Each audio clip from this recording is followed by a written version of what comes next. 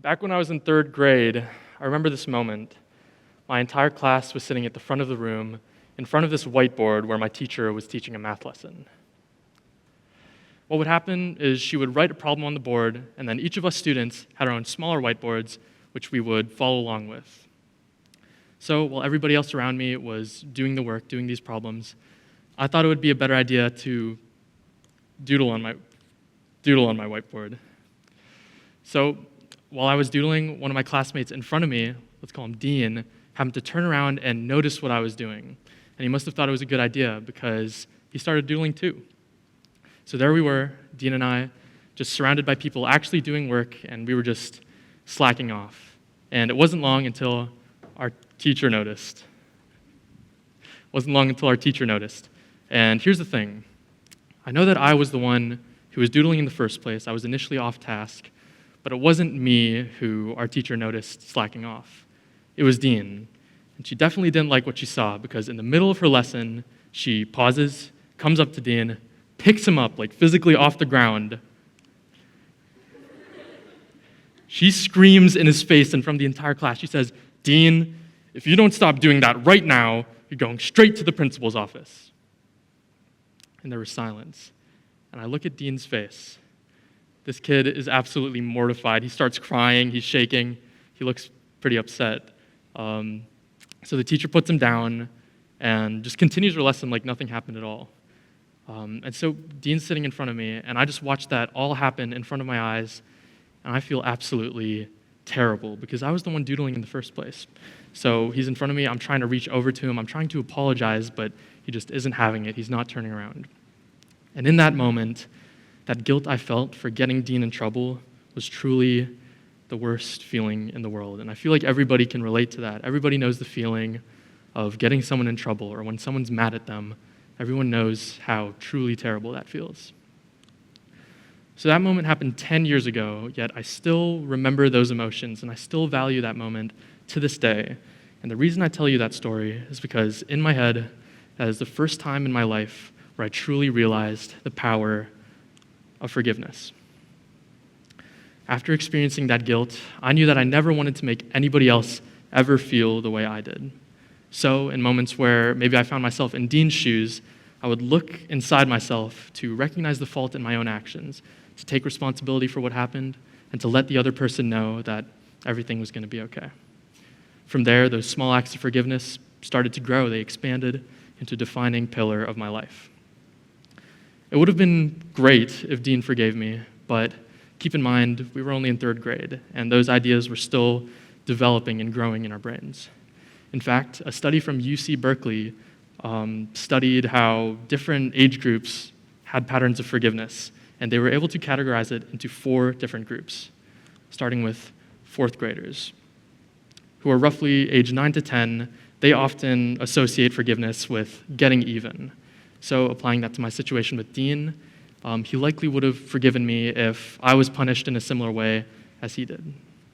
Moving on to 7th graders. 7th graders often give forgiveness on a compensation basis, meaning if an individual feels wronged by someone, you're more likely to forgive them if they are repaid. So if I steal an apple from Dean, Dean would be more likely to forgive me if I returned it or if I gave him a different apple. Next, 10th graders often look to their peer group and parental figures to see if forgiveness is something they want to uphold. This largely reflects how social norms have huge influence on children of this age group. Finally, for individuals going through college and into adulthood, they forgive for reasons beyond seeking compensation or social approval, but instead because it's a good moral virtue. In other words, it's because it's the right thing to do. This is the highest level among development in forgiveness. As more forgiveness continues to grow in people, more studies show how forgiveness can actually have positive mental and physical health benefits. Johns Hopkins Medical reported that acts of forgiveness have actually proven to reduce levels of anxiety, depression, and stress. This is an understandable effect given that a large part of forgiveness is letting go or moving past negative emotions. Additionally, acts of forgiveness have been proven to reduce high blood pressure readings and promote a more restful sleep. So that all sounds really great, right? But here's the thing. You can have all of the evidence, all of the facts, all of the right reasons to forgive, but of course, it's easier said than done. Think about something someone's done to you that's truly unforgivable. Would you be able to forgive them? I hold forgiveness really close to my heart, but there had always been one person I could never bring myself to forgive, and that was my brother, Sam.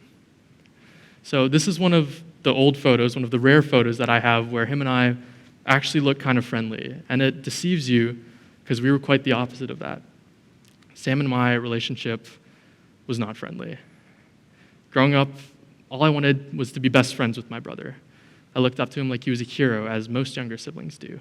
But as close as I wanted to be with him, it just wasn't meant to be. Instead, my relationship with my brother was defined by extreme resentment, our childhood tarnished by constant fighting. As a younger brother seeking a source of love and support, all of my calls to my brother seemed to go unanswered. What I wasn't aware of at the time was that my brother was facing his own challenges. At a very young age, he was diagnosed with obsessive-compulsive disorder, OCD, which caused him to do things that made complete sense in his brain, but little in mine. Things that most people would consider small problems garnered huge reactions in my brother. Small disagreements would turn into huge fights, and friendly games would turn overly competitive. As my brother's OCD thrived, our relationship deteriorated. So, after years and years of failed attempts at trying to get close to my brother, I just gave up. And since about 2017, my relationship with him had been non-existent. My brother's 2 years older than me, and when he first left for college, I didn't miss him at all. I welcomed his absence, because for the first time in my life, it felt like our house was quiet, it was silent, it was free of any of the family discord that I so heavily associated with my brother. But it was in this silence that I began to reflect on my perspective and our relationship. Growing up, I never took 1 second to imagine what life was like Sam, to face those problems that he was facing. Every time we had a disagreement or we had a problem, I would put it directly on Sam, and I would forget that it's usually just OCD pulling his strings. What I realized was that it wasn't Sam who created this broken relationship, it was me, and it was my responsibility to fix it. So, in my senior year in high school, at the start of it, I decided to reach out to him, starting with small texts. Those grew into larger conversations, and then eventually, I called him for the first time in years. And although we hadn't talked in so long, it felt extremely natural. We felt like brothers, which was really rare at the time. We talked about life, school, food, where we were living. We were living in different countries. And it just felt great to have a conversation with my brother. For years, I had taken him for granted, but I was so glad that I realized the things I did and I grew the way I did because it brought me back to my brother. And I know that I'm never going to take him for granted ever again. I love him, and I can't wait to keep growing with him. All I can give to you is to ask you to have an open mind. Realize your mistakes. Take responsibility for your actions. Consider other opinions and hear other perspectives. Because sometimes it isn't about what the other person is doing, it's about what you're doing and what you choose to do about it. I know forgiveness can be hard to do sometimes. It can be hard to forgive people at times.